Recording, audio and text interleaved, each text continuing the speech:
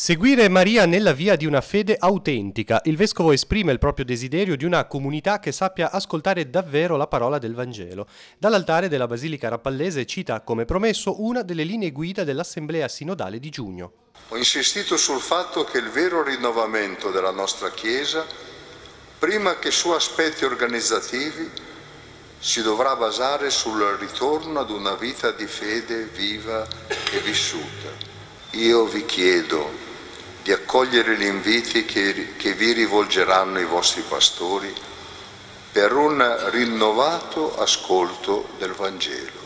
Maria è beata, prosegue Monsignor Tanasini, perché ha creduto. Certo, una fede non facile la sua, nella quale possiamo rispecchiarci. La Vergine, dice il Vescovo, pur sapendo di aspettare il Figlio di Dio, non ha paura, non si chiude in difesa, ma ha fiducia. Di qui la domanda a provocazione. Noi abbiamo fede?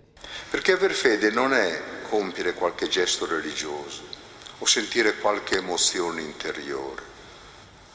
Aver fede vuol dire vivere la vita in tutte le sue espressioni nella luce di Dio, non distaccare dal Vangelo, parola di Dio, dal nostro modo di vivere e di pensare. Il secondo punto di riflessione viene di conseguenza. Se abbiamo fede, domanda Monsignor Tanasini, possiamo dire di conoscere davvero il Vangelo? Parola di gioia e di beatitudine, appunto.